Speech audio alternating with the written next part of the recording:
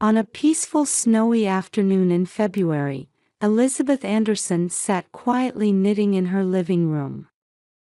The unused pale pink yarn danced gently on her swollen belly.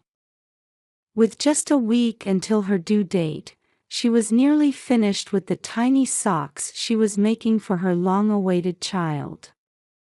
Their 5-year-old two-story house stood out even among the upscale Minneapolis suburbs.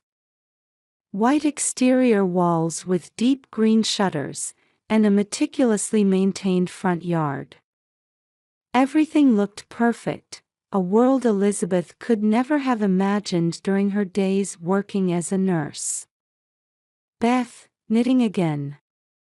Don't you have enough baby clothes already?" At the sudden voice, Elizabeth stopped her hands. Turning around, she saw her mother-in-law Victoria standing there with a homemade apple pie. Their tradition of sharing dinner 3 times a week had continued since they moved into this house 5 years ago. "Hello, Mother. But I still think we need more." Elizabeth smiled gently. Her mother-in-law was a powerful figure in local society circles, known by everyone who mattered. On the surface, she doted on her daughter-in-law and had even provided the down payment for the house. All neighborhood connections had been established through her, and weekend tea parties and charity events had somehow become obligations. Elizabeth often found herself privately uncomfortable with Victoria's occasionally overbearing attitude. "James is working late again today?" Victoria asked while looking out the window. Her son, a department head at a major life insurance company, was an elite earner making over $300,000 a year. Though he was known in the neighborhood as an ideal husband, work had been keeping him late recently. Especially in the past 3 months, he'd been coming home late 3 nights a week, supposedly training new employees. "Yes, seems like a new project has started," Elizabeth answered vaguely. She had finally become pregnant 2 years ago after fertility treatments. As a former pediatric nurse, she understood the preciousness of life better than anyone. Her caring nature and family-first attitude had earned her the trust of those around her. However, an unspoken anxiety was growing in her heart. Her husband's recent behavior seemed somehow unsettled. Suspicious late-night phone calls. The way he hastily closed his laptop screen. And last week, the handkerchief she found by chance, carrying an unfamiliar perfume scent. Still, Elizabeth shook her head to dismiss her doubts. Perhaps she was just being oversensitive since becoming pregnant. On the living room shelf sat their wedding photo. The smiling faces of the young couple from 5 years ago. Elizabeth beaming happily in James's arms.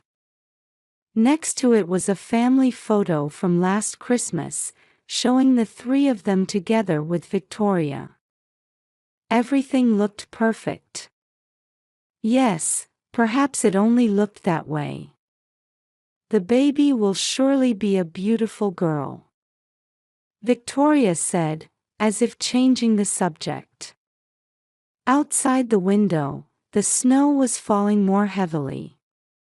The harsh winter in the Minneapolis suburbs seemed far from over. The morning sun streamed into the maternity ward at Mayo Clinic. The view from the hospital room window was a world of silver white. The snow that had started falling last night was still quietly continuing. Minnesota winter was still in full force. Elizabeth lay in bed, cradling her newborn daughter Grace. A tiny 6-pound life. 3 days had passed since the C-section delivery, and she had finally been cleared for discharge this morning. Both mother and child were progressing well. "Good morning, Grace." The baby, wrapped in soft infant clothes, was sleeping while moving her tiny lips. Though the birth came a week earlier than expected, thankfully there were no major issues. Elizabeth's heart swelled with warmth at the prospect of their new life together. 7 a.m. The room door was knocked, and Sarah, the attending nurse, entered. "Good morning, Mrs. Anderson. Are you ready for discharge?" "Yes, almost everything's packed. Just about 30 minutes until my husband comes to pick us up." At that moment, there was some commotion in the hallway. Sarah frowned briefly and walked to the window. Looking down at the parking lot, her expression tensed. Mrs. Anderson. Could you wait a moment?" "Something." Sarah's words trailed off. Elizabeth felt anxious and tried to approach the window herself, but Sarah hurriedly raised her hand to stop her. "Please wait here while I check." After the nurse left the room, the noise in the hallway increased. Voices of other patients and nurses. And somewhere in the distance, the sound of sirens. 10 minutes later, the room door opened again. This time it was Dr. Carter, her attending physician. The usually calm doctor wore an unusually serious expression. "Mrs. Anderson, could we have a bit more time before proceeding with your discharge? Has something happened?" "Don't worry. It's just that the police." The doctor's words were drowned out by a sudden commotion in the hallway. Elizabeth quietly stood up, still holding her baby. "Did something happen to my car?" Dr. Carter didn't answer. Instead, he let out a deep sigh. "The police officers will be here to talk." At that moment, the room door burst open. 2 detectives entered. One was a gray-haired man in his 50s, the other a female detective in her early 30s. Both wore stern expressions. "Mrs. Anderson, we need to speak with you." The gray-haired detective showed his police badge. "Detective Murphy, Minneapolis Police Homicide Division." The moment she saw that title, Elizabeth's body began to tremble slightly. "We'll have a nurse take care of the baby." The female detective spoke gently but firmly. Elizabeth handed Grace to the nurse, lacking the strength to resist. "Now, let's go to the parking lot." No one spoke during the elevator ride. The first-floor lobby they emerged into was more crowded than usual. Hospital staff, police officers, and what appeared to be several reporters. All eyes were on Elizabeth. As the automatic doors opened, the freezing wind stung her cheeks. Elizabeth turned up the collar of her thin coat. Several patrol cars were parked in the lot. And in one cordoned-off area marked with yellow tape was her car. Red emergency lights cast an ominous glow on the pure white snow. The driver's side window was completely shattered. And around the car stood 6 uniformed officers. All of them watching her. "Ma'am, please stay away from the vehicle." One officer called out, but Elizabeth's feet were already moving toward the car. "Why, what happened to my..."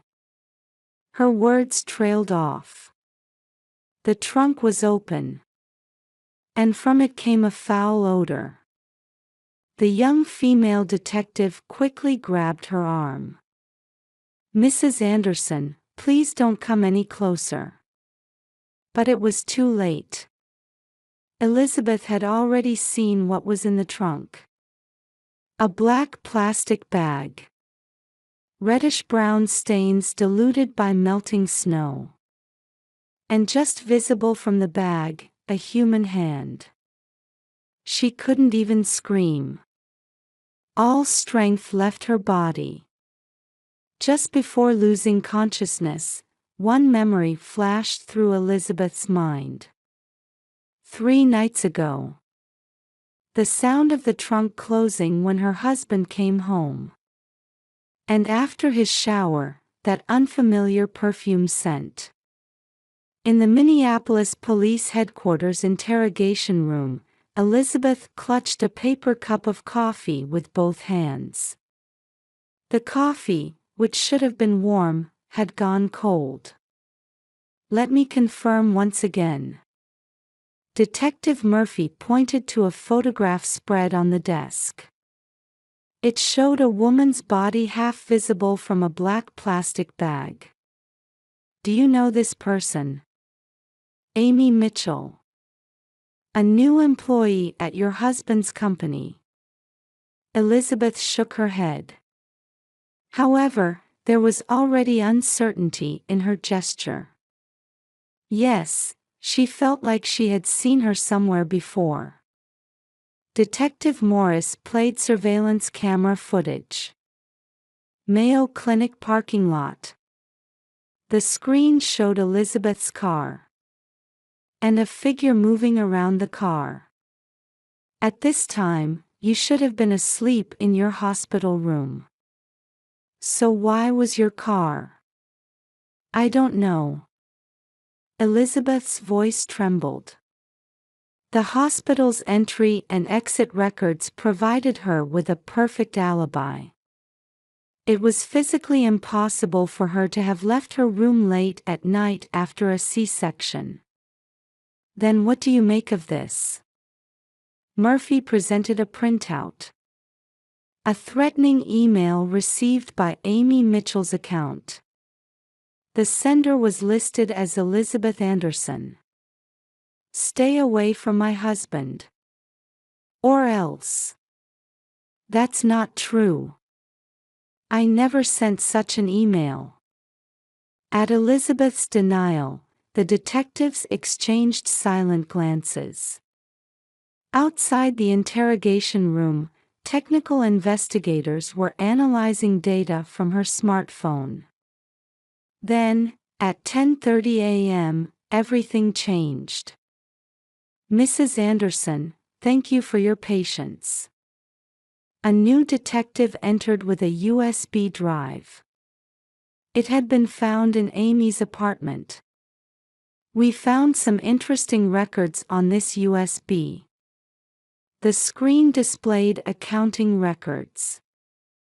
James Anderson's name. Multiple secret accounts. And a staggering amount of debt. $5 million. Seeing that number triggered various memories in Elizabeth's mind. Her husband's late-night absences. Disappearing bank balances. And the life insurance policies that had suddenly increased recently. Everything was connected. But not in the way she had hoped. "Mrs. Anderson, do you know your husband's whereabouts?" It took several seconds to understand the question's meaning. James Anderson. He was supposed to pick up his wife from the hospital this morning. But he hadn't shown up. The company couldn't reach him either. The digital forensics results are in. A technical investigator brought in a new report. The threatening email's IP address. Email client settings. Everything had been cleverly disguised. However, the data pointed to one fact. These emails were sent from your home. The air in the interrogation room felt heavy. Outside the window, snow had started falling again. Detective Morris rushed in. In her hand was a medical record. Amy Mitchell's last hospital visit. 6 months pregnant. The father's name wasn't listed, but witness testimonies all pointed in one direction. Murphy let out a deep sigh. To be frank, we believe your husband and she were having an affair. And that relationship had broken down. Amy was threatening to go public with everything. Meanwhile, your husband had substantial debt. Elizabeth's vision swayed. Like a nightmare. But this was undeniably real. Mrs. Anderson, how do you explain this? Placed on the desk was an insurance policy. The beneficiary had been recently changed. From Elizabeth Anderson to Victoria Anderson.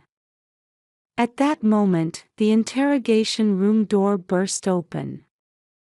A young officer rushed in. Victoria Anderson. She had come to the police voluntarily with information. Elizabeth's mother-in-law had noticed her son's changes. Heavy gambling losses at casinos. Illegal fundraising. And relationships with multiple women. She had known everything but kept silent. However, now that silence was about to end, Detective Morris presented new evidence. Hidden camera footage found in Amy's apartment. James Anderson's figure. Planning what was meant to be a perfect crime. Just then, an officer burst in. James Anderson has been spotted at the airport. The atmosphere in the interrogation room changed instantly. And at that moment, all the gears began turning. Toward the truth. Minneapolis-St. Paul International Airport. Amid flying radio communications, airport police and the investigation team began moving quickly. A few passengers stood anxiously in the late-night terminal.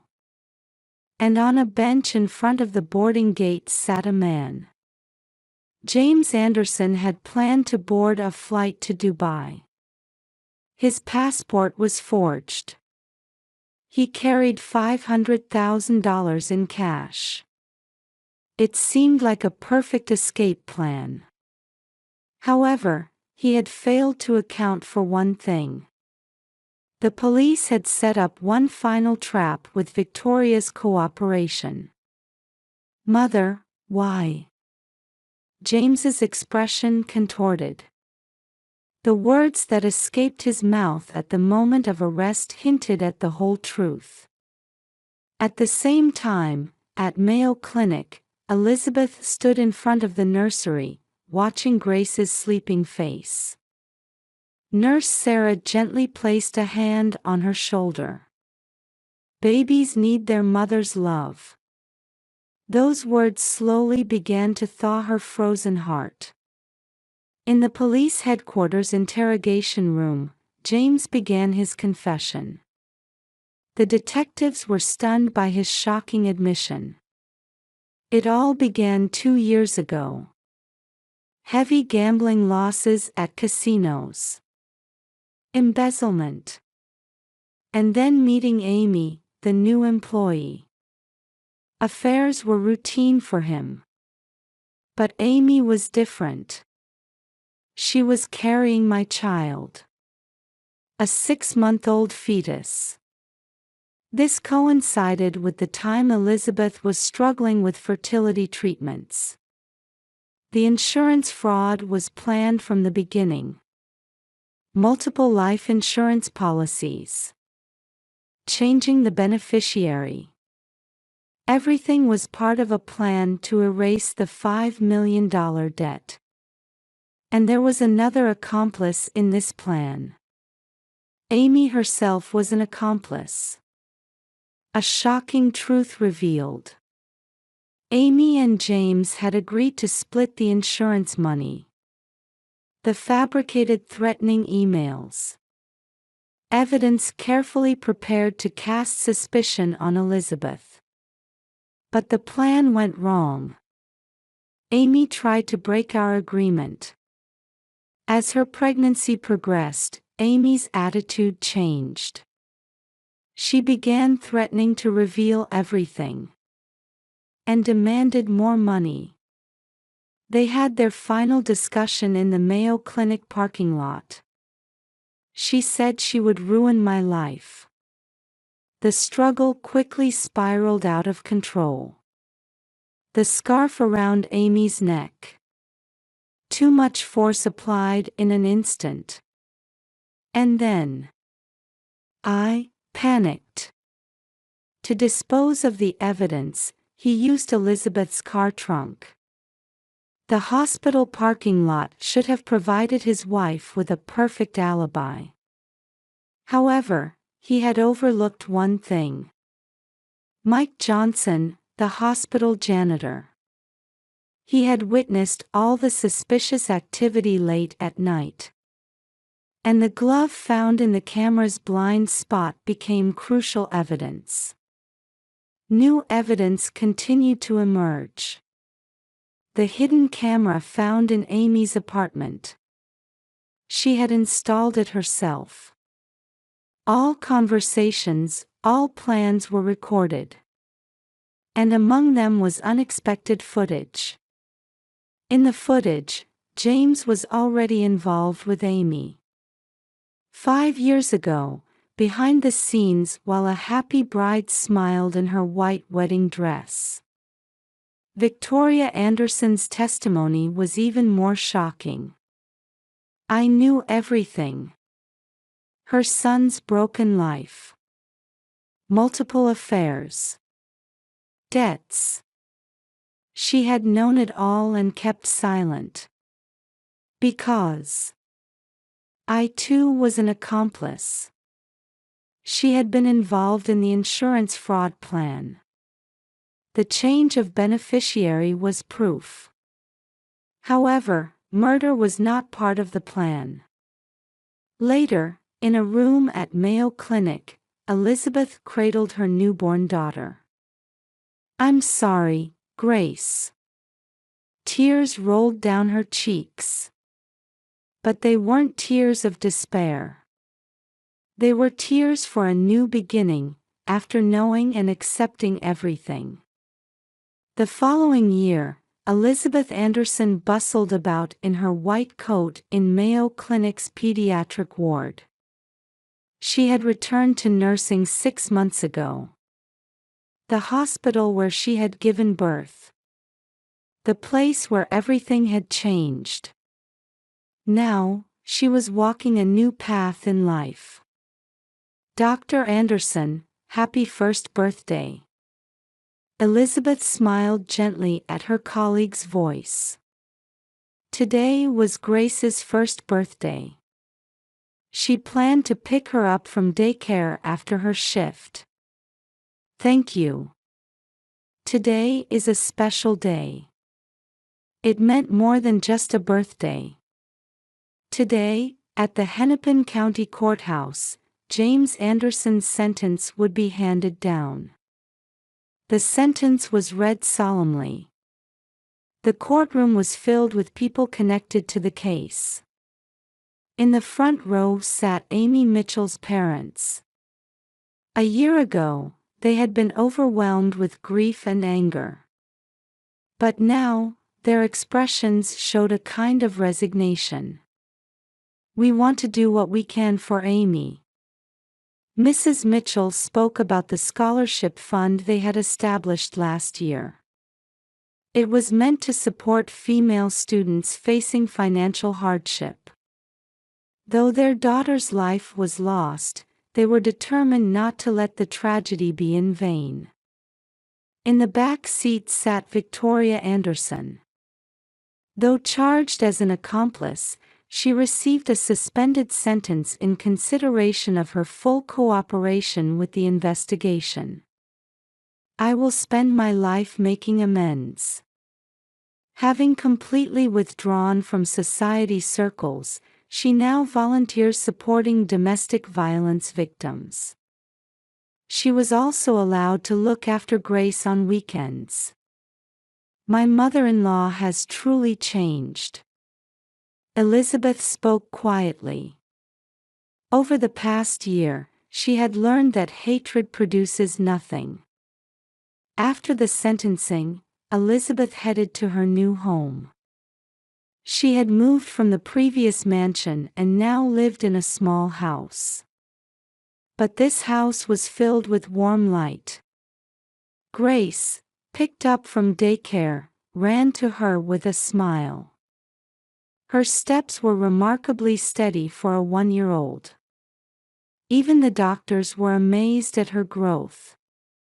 "Happy birthday, my angel." In the living room, a homemade cake was ready.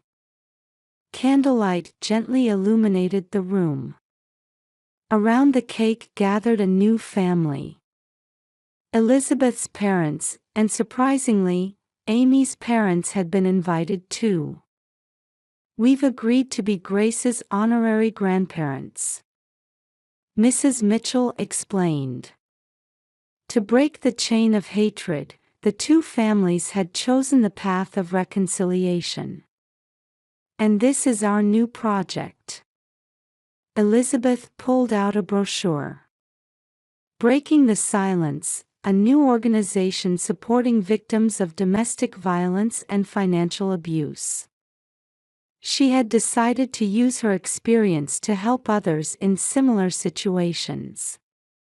"Our activities are already receiving significant response." The insurance industry had tightened its contract review standards in response to this case. DV hotlines were also made mandatory.